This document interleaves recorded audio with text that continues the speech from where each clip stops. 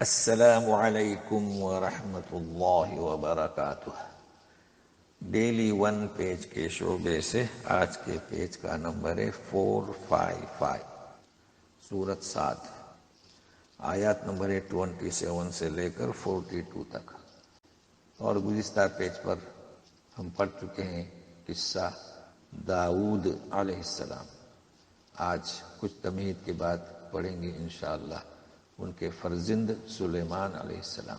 اعوذ باللہ من الشیطان الرجیم۔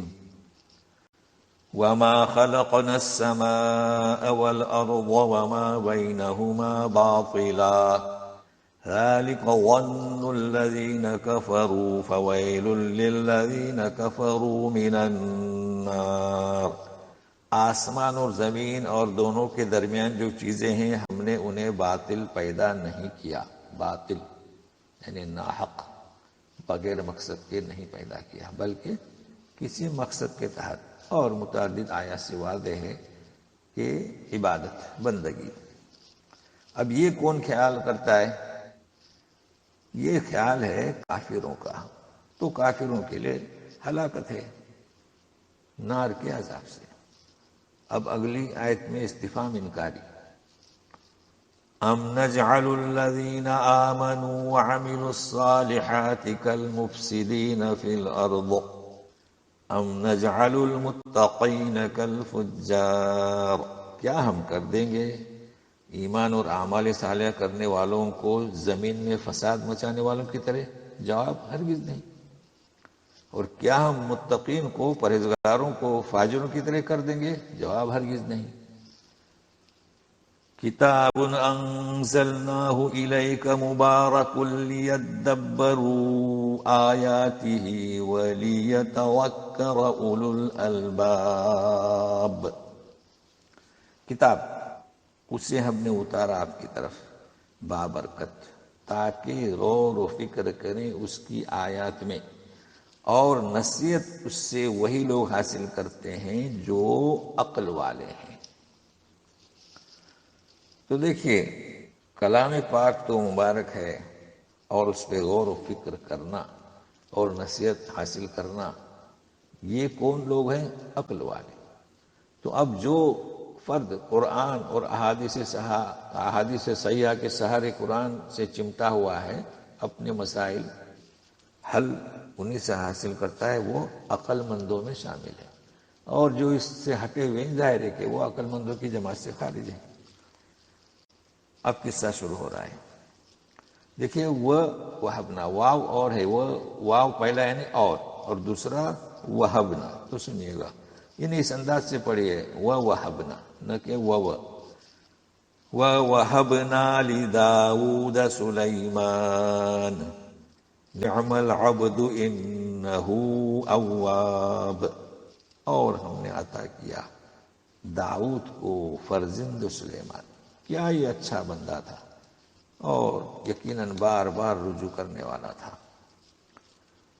اِذْ عُرِضَ عَلَيْهِ بِالْعَشِيِّ الصَّافِنَاتُ الْجِيَادُ۔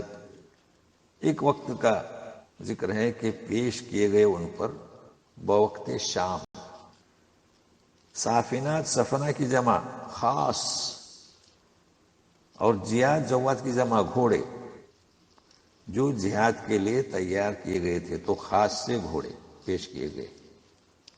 تو چونکہ جہاد کے لیے تیار کیے گئے تھے تو کیا گویا ہوئے؟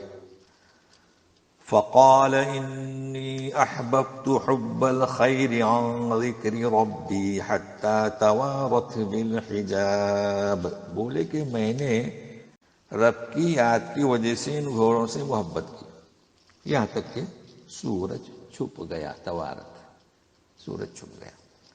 یہ ترجمہ اگلی آیت کو سمجھنے میں مدد کرے گا، لیکن اور بھی ترجمہ ہوا ہے تو ہم تنبیہ کرتے ہیں آپ کے پاس جو قرآن شریف ہے، نہ جانے کون سا ترجمہ ہے، کہ پروردگار کی یاد پر ان گھوڑوں کی محبت کی۔ تو دونوں ترجمے کیے گئے ہیں، تو ہم اس ترجمے سے چلتے ہیں جو اگلی آیتوں سے جڑتا ہے کہ رب کی یاد کی وجہ سے ان گھوڑوں سے محبت کرتا ہوں، کیونکہ یہ جہاد کے لیے گھوڑے تیار کیے گئے ہیں، اور جہاد کرنا اس کی تیاری کرنا کہ رب کی یاد ہے، تو ان گھوڑوں کو پھر ہٹا دیا گیا چونکہ سورج چھپ گیا تھا، تو آپ نے دوبارہ کہا کہ لوٹاؤ، ردوها علی فطفق مسحا بالسوق والاعناق، میری طرف واپس لاؤ، لائے گئے تو آپ ہاتھ پھیرنے لگے ان گھوڑوں کی پنڈلیوں اور گردنوں پر۔ اب دوسرا قصہ شروع ہو رہا ہے، یعنی قصہ تو سلیمان علیہ السلام کا ہی، لیکن اب گھوڑوں کے تعلق سے نہیں، فتنے کے تعلق سے۔ وَلَقَدْ فَتَنَّا سُلَيْمَانَ وَأَلْقَيْنَا عَلَى كُرْسِيِّهِ جَسَدًا ثُمَّ أَنَابَ، ہم نے آزمائش کی سلیمان علیہ السلام کی اور ان کی کرسی پر ڈال دیا ایک ناقص جسم، تو انہوں نے فوراً توجہ کیا اللہ کی طرف، اناب رجوع کیا۔ اب یہ قصہ صرف جو محققین نے اور امام بخاری نے بیان کیا ہے اس کو ہم بیان کرتے ہیں کہ ایک رات آپ نے کہا کہ اپنی ساری بیویوں سے ہم بستری کروں گا، جن کی تعداد 70 سے 90۔ تو ظاہر ہے کہ جو بھی اولاد ہوگی سب کو مجاہد، مگر کچھ نہیں ہوا، صرف ایک بیوی حاملہ رہی، اور وہ بھی جسدہ ناقص جسم۔ تو آپ تو فوراً سمجھ گئے، یعنی سلیمان علیہ السلام، اور رجوع کیا۔ تو نبی کریم صلی اللہ علیہ وسلم نے فرمایا کہ انشاءاللہ نہیں کہا۔ تو یہ حدیث مختصر سی ہے، بیان کیا کر رہے ہیں ہم، بخاری میں آپ کو یہ ملے گی۔ تو ثم انا، فوراً متوجہ ہوئے کہ نیت تو کی تھی کہ مجاہد پیدا ہوں گے، مگر ایک ناقص جسم، وہ بھی ایک ہی بیوی سے۔ تو بولے قال رب اغفر لي وهب لي ملكا لا ينبغي لأحد من بعدي انك انت الوهاب، بولے کہ میرے رب مجھے بخش دے، البتہ یوں بھی کہا کہ مجھے دے ایسی سلطنت کہ میرے بعد میں کسی کے لیے مناسب نہیں، تو یقیناً بخشنے والا ہے، عطا کرنے والا ہے، وہاب کے معنی۔ ایسی ہوا، دعا تو قبول ہوئی، اس کا ذکر یہاں نہیں ہے۔ تو جناتوں پر حکومت، پرندوں پر حکومت، ہوا پر حکومت سلیمان علیہ السلام کے بعد کسی نبی کو نہیں ملی، تو اسی کا ذکر ہے، سنیے۔ فَسَخَّرْنَا لَهُ الرِّيحَ تَجْرِي بِأَمْرِهِ رُخَاءً حَيْثُ أَصَابَ، ہم نے تابع کر دیا ہوا کو ان کے لیے، تو وہ جہاں چاہتے تھے وہ لے جاتی تھی۔ کیسی ہوا؟ رخاء نرم۔ تو ہوا دو قسم کی ہوتی ہے، تندوی گزر چکی ہے اس کے پہلے، تباہی کے لیے عذاب کی شکل میں، تو ری ان کے حکم سے وہ نرمی سے چلتی تھی جہاں چاہتے تھے۔ وَالشَّيَاطِينَ كُلَّ بَنَّاءٍ وَغَوَّاصٍ، اور جناتوں کو بھی، شیطانوں کو بھی ان کے تابع کیا تھا۔ وہ کیسے تھے؟ بنا، عمارتیں بنانے والے، غواص، غوطہ خور، یہ بھی ان کے تابع کر دیے تھے۔ مگر سنیے جناتوں شیاطین کے تعلق سے، وَآخَرِينَ مُقَرَّنِينَ فِي الْأَصْفَادِ، اور دوسرے جنہیں زنجیروں میں جکڑا گیا تھا۔ تو جنات اور شیطان آپ جانتے ہیں ایک ہی نسل ہے، وہ تو جو سرکش ہوتا ہے اسے شیطان کہتے ہیں۔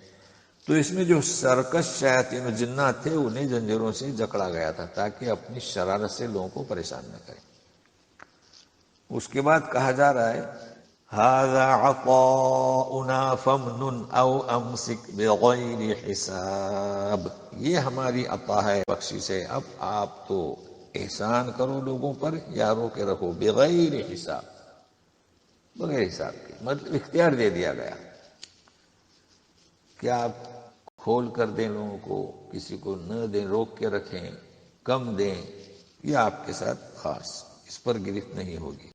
اور پھر یہ بھی کہا جا رہا ہے وَإِنَّ لَهُ عِندَنَا لَزُلْفَىٰ وَحُسْنَ مَآبٍ، مطلب یہ تو ہم نے انہیں دنیا میں ان کے لیے سہولت دی، رہا آخرت میں بھی وہ ہمارے نزدیک مقرب بندے ہوں گے اور بہترین ٹھکانہ ہوگا۔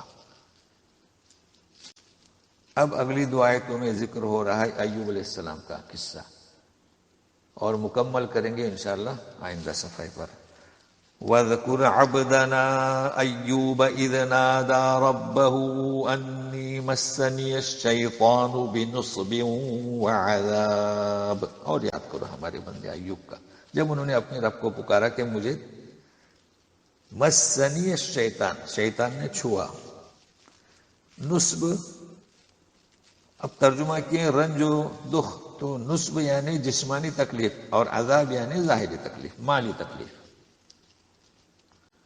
تو مال و دولت کا کم ہونا یہ بھی تکلیف، اور جسم بیمار ہونا یہ بھی تکلیف۔ تو دو تکلیفیں تھیں، جسمانی بھی، اور جیسے کہ مفسرین بیان کرتے ہیں کہ اب آپ کے جتنے بھی باغات وغیرہ سب ختم ہو چکے تھے، اولاد بھی صرف ایک بیوی رہ گئی تھی۔ تو جیسے کہ آئندہ اس کو مکمل کریں گے، ارقض برجلک ھذا مغتسل بارد وشراب، ارقض برجلک یعنی اپنے پیر کو مارو تو چشمہ نکلے گا، ھذا مغتسل نہانے کے لیے ٹھنڈا اور پینے کے لیے شیرین۔ تو نہانے کے لیے جس سے ظاہری بیماری ختم ہوگی، پینے کے لیے اندرونی بیماری ختم ہوگی۔ تو پھر نصب و عذاب، جسمانی تکلیف، اور کون سی؟ عذاب، مالی تکلیف۔ اب جسمانی تو اندرونی بھی بیماری اور باہری چمڑی کی بیماری، تو یہ انشاءاللہ آئندہ مکمل کریں گے۔ آج اتنا ہی، السلام علیکم ورحمۃ اللہ وبرکاتہ۔